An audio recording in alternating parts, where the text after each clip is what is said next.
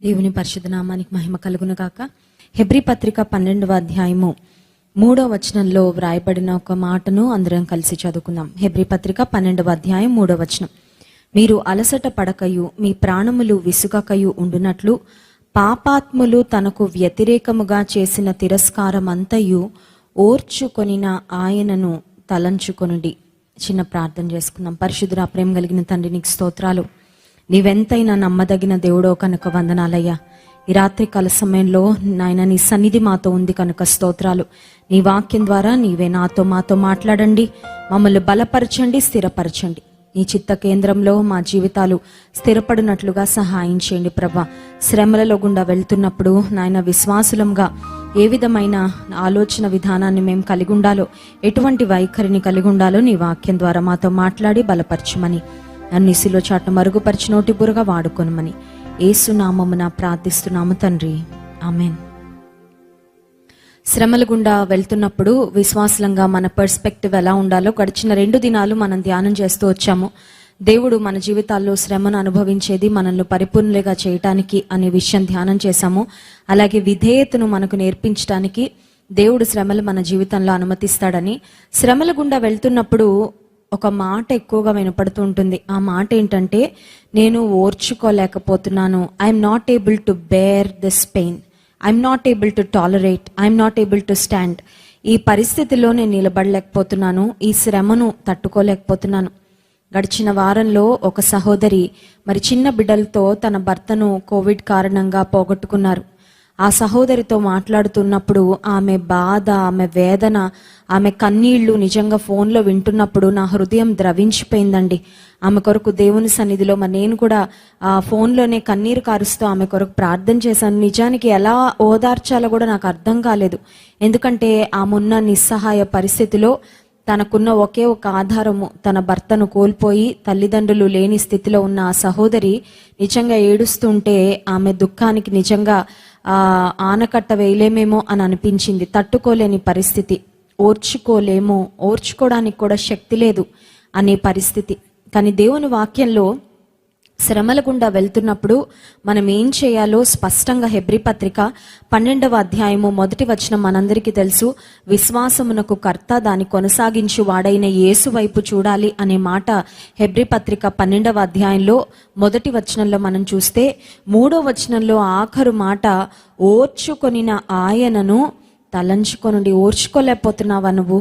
ఒకవేళ అవమానకరమైన పరిస్థితులు వచ్చినప్పుడు, నువ్వు చేయని నేరము నీ మీద వేయబడినప్పుడు, ఒకవేళ ప్రజలు అవమానకరంగా నిన్ను మాట్లాడుతూ ఉన్నప్పుడు, ఒకవేళ తట్టుకోలేని భయంకరమైన శారీరకమైన హింసను లేకపోతే శారీరకమైన శ్రమ గుండా నువ్వు వెళ్తున్నప్పుడు, ఒక వ్యాధి వలన భయంకరమైన ట్రీట్మెంట్ తీసుకుంటున్నప్పుడు, ట్రీట్మెంట్ తట్టుకోలేని స్థితిలో ఉన్నప్పుడు, లేక నువ్వు బాగా ప్రేమించిన వారు శ్రమ పడుతూ ఉన్నప్పుడు, హాస్పిటల్ బెడ్ మీద ఉన్నప్పుడు, వారి శ్రమను చూసి తట్టుకోలేని స్థితిలో నీవు ఉన్నప్పుడు, అటువంటి పరిస్థితిలో దేవుని వాక్యం సెలవిస్తుంది ఓర్చుకోవాలి అని. ఓర్పును మనం కలిగి ఉండాలి. ఓర్చుకున్నప్పుడు ఎవరిని తలంచుకోవాలి? ఎవరు బాగా ఓర్చుకున్నారో ఈ ప్రపంచంలో, శ్రమను బాగా ఎవరు సహించారో వారిని చూస్తే మనం ఎలా ఓర్చుకోవాలో నేర్చుకోగలము. ఓర్చుకుంటున్నప్పుడు నాకంటే ముందు ఇంకా నాకన్నా గొప్ప శ్రమలను ఓర్చుకున్న యేసయ్య ఉన్నాడు అని యేసయ్య వైపు మనం చూడగలిగితే మన శ్రమలు మనకు మరి చులకన శ్రమగా అనిపిస్తాయి. చాలాసార్లు మన శ్రమను మనమే చూస్తూ ప్రపంచంలో నా అంత శ్రమ ఇంకెవరు పట్టలేదు, ప్రపంచంలో నా అంత బాధగుండా ఇంకెవరు వెళ్ళడం లేదు అని మనకు కొన్నిసార్లు అనిపిస్తుందేమో. కానీ ప్రభు మన కొరకు పొందిన సిలువ శ్రమల ముందు ఈ లోక సంబంధంగా మనం వెళ్ళే ఏ శ్రమ అయినా సరే అది తక్కువ మరి మోతాదులోనే ఉంది అని మనం గుర్తించాలి. ఓర్చుకొనిన ఆయనను తలంచుకొనుడి. ఈ రాత్రికాల సమయంలో ఒకవేళ ఓర్చుకోలేని స్థితిలో, శ్రమ భరించలేనంతగా ఉందేమో, శ్రమ భరించడానికి శక్తి ప్రభు ఇస్తాడు. ఓర్చుకోలేని స్థితిలో నీవు ఉన్నావేమో, ఓర్చుకొనిన యేసయ్యను తలుచుకుంటే శ్రమను ఓర్చుకోవడానికి, తట్టుకోవడానికి కావలసిన ఓర్పును, శక్తిని దేవుడు నీకు అనుగ్రహిస్తాడు.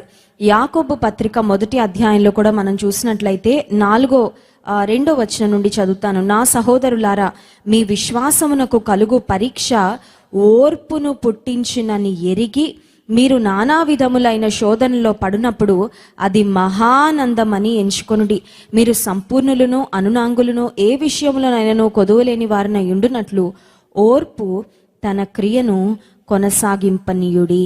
విశ్వాసానికి వచ్చే పరీక్ష, what is the by product, దాని వలన వచ్చే మరి ఎండ్ రిజల్ట్ ఏంటి? విశ్వాసం పరీక్షించబడుతున్నప్పుడు, శ్రమల ద్వారా అటు ఇటు కొట్టబడుచున్నప్పుడు ఏమొస్తుందండి నా జీవితంలో వచ్చే రిజల్ట్ ఏంటి, సొల్యూషన్ ఏంటి, ఎండ్ ప్రోడక్ట్ ఏంటి అని ఆలోచిస్తే ఓర్పును పుట్టిస్తుంది అని దేవుని వాక్యం సెలవిస్తుంది.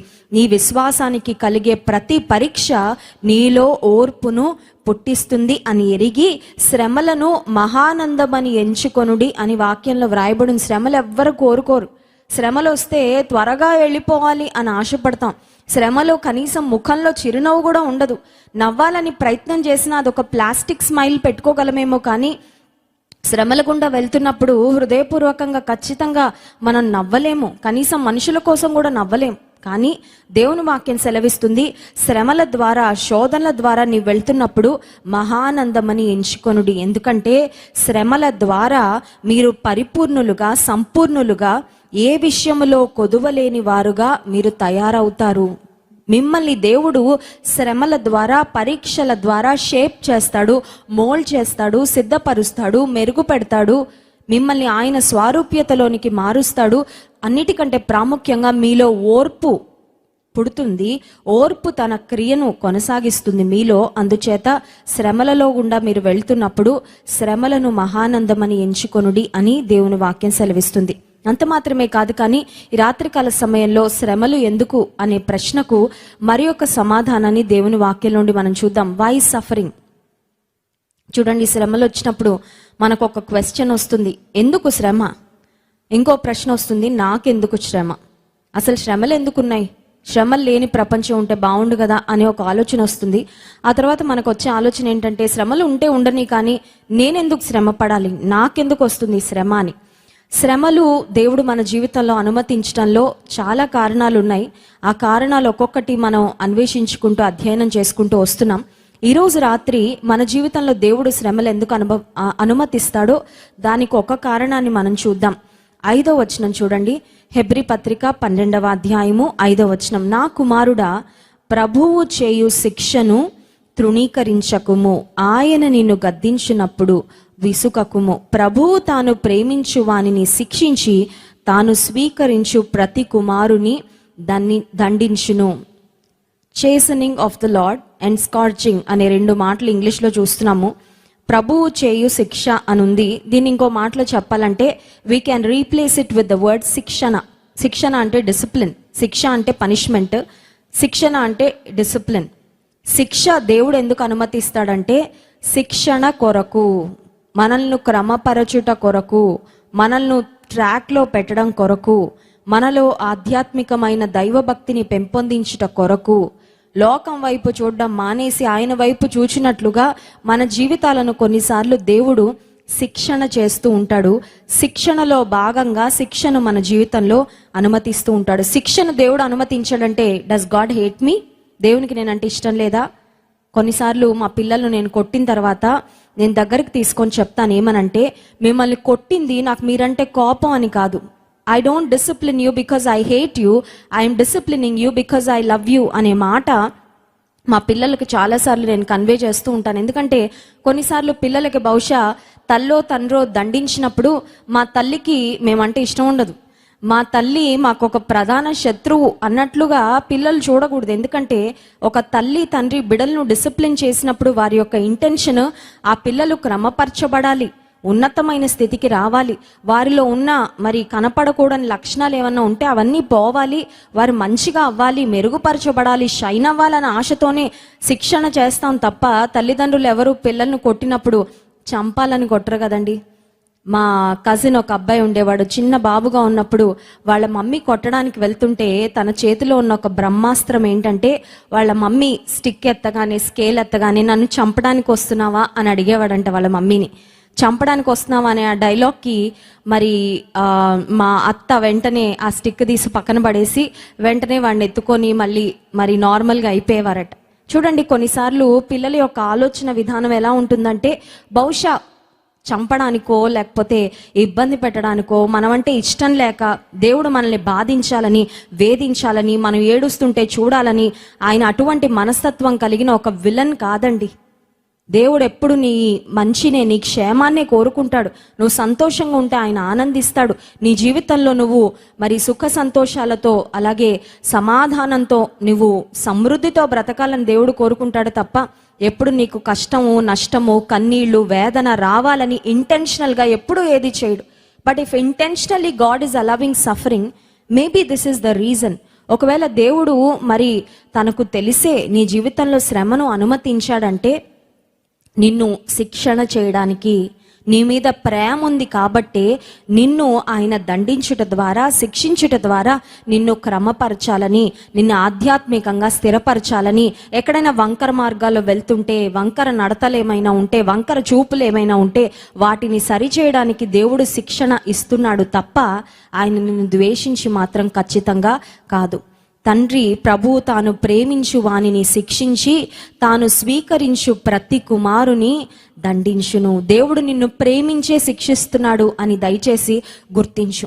ఆ తర్వాత మనం చూసినట్లయితే 11వ వచనం, హెబ్రీ పత్రిక 12వ అధ్యాయము 11వ వచనం, మరియు ప్రస్తుతమందు సమస్త శిక్షయు దుఃఖకరముగా కనబడునే కాని సంతోషకరముగా కనబడదు. అయినను దాని యందు అభ్యాసము కలిగిన వారికి అది నీతి అను సమాధానకరమైన ఫలమును ఇచ్చును. హల్లెలూయా. You will bear the fruit of righteousness after suffering. దేవుని యొక్క శిక్షణ గుండా వెళ్ళిన తరువాత ఒక ఫలం ఫలిస్తావంట. నిరుపయోగమైన వ్యక్తిగా మారిపో, పనికిరాని వ్యక్తిగా మారిపో. దేవుడు శిక్ష ద్వారా నిన్ను పంపించిన తర్వాత, శిక్షణ ద్వారా నిన్ను తీసుకొని వెళ్ళిన తర్వాత ఒక మెరుగైన స్టూడెంట్గా నువ్వు తయారవుతావు. చూడండి, ఒకవేళ కనుక లెక్చరర్ కానీ, టీచర్ కానీ ఒక వ్యక్తిని బాగా టార్గెట్ చేస్తూ వాడు హోంవర్క్ చేశాడా లేదా, క్లాస్ సరిగ్గా వింటున్నాడా లేదా, నోట్బుక్లో సరిగ్గా రాస్తున్నాడా లేదా, అటెంటివ్గా ఉన్నాడా లేదా, ఇవన్నీ గమనించి వాడిని అస్తమానం కొడుతూ ఉంటే వాడు ఆఖరికి ఒక పాయింట్కి రీచ్ అయ్యి, నేను ఇంకా మా సార్తో కొట్టించుకోకూడదు, అలర్ట్గా ఉంటాను, బాగా చదువుతానని వాడు చక్కగా షేప్ అయ్యి క్లాస్ ఫస్ట్ వచ్చాడు అనుకోండి. ఆ లెక్చరర్ లేక ఆ టీచర్ శిక్షణ చేసినందుకు కరెక్ట్ రిజల్ట్ వచ్చినట్లు అనమాట. విశ్వాస జీవితంలో కూడా దేవుడు మనల్ని శిక్షణ ఎందుకు చేస్తాడంటే నీతి ఫలము మనం ఫలించడానికి. హల్లెలూయా. కొన్నిసార్లు ఆత్మఫలం ఫలించాలంటే ఊరికే ఆత్మఫలం రాదండి. ఇందాక మనం చూసాం కదా, ఓర్చుకొనిన ఆయనను తలంచుకొనుడి అనే మాట. శ్రమ రాకపోతే ఓర్చుకోవాల్సిన పరిస్థితి వస్తుందా? శ్రమల గుండా వెళ్ళకపోతే ఓర్పు అని ఆ ఫ్రూట్ మనలో, ఆ ఫ్రూట్ మనం బేర్ చేయగలమా? ఆత్మఫలము ఫలించాలంటే కొన్నిసార్లు ఆ ఆత్మఫలము ఫలించడానికి తగిన పరిస్థితులు ఏర్పడినప్పుడు మాత్రమే ఆ ఫలము ఫలించగలం. సో ఓర్చుకోవాలంటే ఏదైనా శ్రమ ఉన్నప్పుడే ఓర్చుకోవాల్సిన ఆవశ్యకత వస్తూ ఉంటుంది.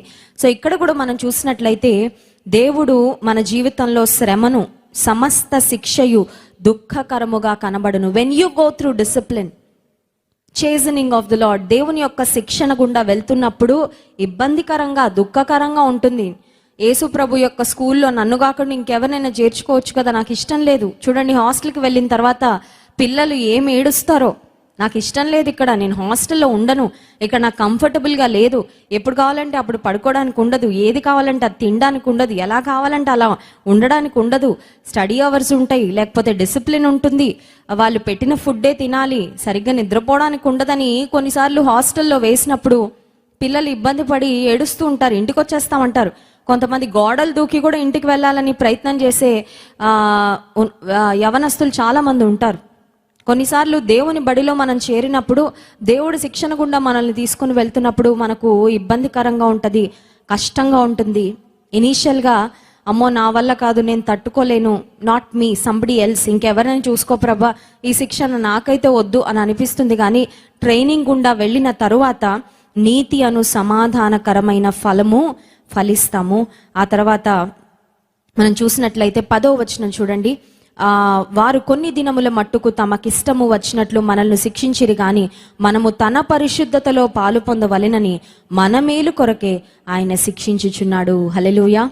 నీతి ఫలం మనం ఫలిస్తాము అనేది ఒక మాట మనం చూసాము. శిక్ష తరువాత అంత మాత్రమే కాదు, కానీ పరిశుద్ధతలో కూడా మనం ఇంకా ఎదుగుతామంట. ఆమేన్. పరిశుద్ధులంగా మనం మార్చబడడానికి కొన్నిసార్లు దేవుడు శిక్షణ గుండా మనల్ని పంపిస్తాడు. ఈ రాత్రికాల సమయంలో ఒకవేళ శ్రమ గుండా నువ్వు వెళ్తున్నట్లయితే ఓర్పు తన క్రియను కొనసాగింపనీడు. ఓర్చుకొనిన ఆయనను తలంచుకుంటూ, ప్రభువా నువ్వు నన్ను ప్రేమిస్తున్నావు కాబట్టే ఈ శ్రమ నా జీవితంలో అనుమతించాం. I don't want to misunderstand you. నిన్ను నేను అపార్థం చేసుకోవాలనుకోవట్లేదు, నిన్ను నేను నిందించాలనుకోవట్లేదు, నువ్వు నాకు దూరంగా ఉన్నావని కూడా నేను తలంచను ప్రభా. ఈ శ్రమ నా మేలు కొరకే అనుమతించావు, నన్ను ప్రేమిస్తున్నావు కాబట్టే నువ్వు అనుమతించావు. నేను నీతి ఫలం ఫలించాలని, పరిశుద్ధతలో నేను ఇంకా ఎదగాలని, నీకు ఇంకా సమీపంగా రావాలని, నీకు ప్రియమైన బిడ్డను కాబట్టి నువ్వు నన్ను విడిచిపెట్టట్లేదు. దేవుడు తనకి ఇష్టమైన బిడ్డలు కొంచెం వంకరగా ఉన్న ఆయన ఊరుకోడండి. చూడండి, పిల్లలను బాగా ప్రేమించే తల్లిదండ్రులు బాగా పట్టించుకుంటారు కూడా. కొంతమంది ఉంటారు తల్లిదండ్రులు కని వదిలేస్తూ ఉంటారు. మేము హైదరాబాద్లో ఉంటున్నప్పుడు మా ఇంటి వెనకాల కొంచెం స్లమ్ ఏరియా ఉంటూ ఉండేది. నేను ఆఫీస్కి వెళ్ళి వస్తున్నప్పుడు ఆ ఇళ్లలో ఒక్కొక్క ఇంట్లో 10 మంది పిల్లలు ఉండేవారండి. వాళ్ళు ఆ తల్లి యొక్క బాధ్యత ఏంటో తెలియదు కానీ కనడం వదిలేయడం. ఆ పిల్లలు అలా పాక్కుంటూ రోడ్డు మీదకి వచ్చేసి రోడ్డు మీద తింటూ ఆహార పదార్థాలు మళ్ళీ పడేయడం, అంటే చేతుల్లోంచి జారిపోతే మళ్ళీ అవే తీసుకొని నోట్లో పెట్టేసుకుంటూ ఉంటే వాళ్ళని చూస్తే చాలా జాలనిపించేది. ఈ తల్లి కంటుంది కానీ ఆ బిడ్డలను పట్టించుకోవడం లేదేంటి? నిన్ను నన్ను రక్షించిన పరలోకపు తండ్రి ఏదో రక్షించి గాలికి వదిలేయడానికి ఆయన మనల్ని రక్షించలేదు. పట్టించుకోకుండా ఆయన విడిచిపెట్టే పరలోకపు తండ్రి కాదు. కానీ మన గూర్చి ఆయన శ్రద్ధ తీసుకునేవాడు. మనం డిసిప్లిన్డ్ లైఫ్ జీవించాలని, పరిశుద్ధతలో మనం ఎదగాలని, నీతి ఫలం ఫలించాలని, ఆత్మఫలం ఫలించాలని, తండ్రికి తగిన కుమారులుగా కుమార్తెలుగా ఈ లోకంలో బ్రతకాలని దేవుడు ఉద్దేశిస్తున్నాడు. కనుక మన జీవితంలో కొన్నిసార్లు శిక్షణ కొరకు, suffering is for disciplining us, and that is all because God loves us. దేవుడు మనల్ని ప్రేమిస్తున్నాడు కనుక దేవుడు అనుమతిస్తున్నాడు. కనుక ఈ రాత్రికాల సమయంలో ఒకవేళ శ్రమ గుండా వెళ్తున్నట్లయితే ప్రభువును అడుగుదాం, ప్రభా నేను నీతి ఫలం ఫలించడానికి సహాయం చేయి. ఈ శ్రమలో నన్ను నేను ఇంకా పరీక్షించుకొని, నన్ను నేను సరి చేసుకొని పరిశుద్ధతలో నేను సాగిపోవడానికి సహాయం చేయ ప్రభా. ఎందు నిమిత్తము ఈ శ్రమను నా జీవితంలో అనుమతించావో అని ఉద్దేశాన్ని నేను నెరవేర్చడానికి సహాయం చేయమని దేవుని అడుగుదాం. కళ్ళు మూసుకోండి, ప్రార్థన చేసుకుందాం. పరిశుద్ధ ప్రేమ కలిగిన తండ్రి, నీకు స్తోత్రాలు. ఈ రాత్రికాల సమయంలో నీ వాక్యం ద్వారా మీరు మాతో మాట్లాడినందుకు వందనాలయ్యా. తండ్రి తాను ప్రేమించిన కుమారుని శిక్షించును అని నీ వాక్యంలో ఉంది. నిజమే ప్రభా, నీవు ప్రేమ కలిగిన పరలోకపు తండ్రివి. అయితే అన్ని పరిస్థితుల్లో మేము తప్పులు చేసినా కూడా సమర్థించవయ్యా. మేము నీతి మార్గంలో ఉండాలని, నీ మార్గంలో మేము నడవాలని మమ్మల్ని శిక్ష గుండా కొన్నిసార్లు నువ్వు నడిపించే దేవుడో ప్రభా. అయినప్పటికీ అవన్నీ మా మేలు కొరకే, అవన్నీ మమ్మల్ని ప్రేమిస్తున్నావు కాబట్టి ఈ రాత్రికాల సమయంలో శ్రమల గుండా నాయన నీ ప్రజలు ఎంతమంది వెళ్తున్నారో, శ్రమలలో నాయన ఒక సరైన అవగాహన కలిగి ఉండి ఆత్మ ఫలమును, నీతి ఫలమును ఫలిస్తూ నేను మహింపరిచినట్లు నీ కృప దయచేయమని, విన్న వాక్యం మా హృదయాల్లో ఫలింప చేయమని ప్రార్థన చేస్తూ యేసు నామమున ప్రార్థిస్తున్నాం తండ్రి, ఆమెన్.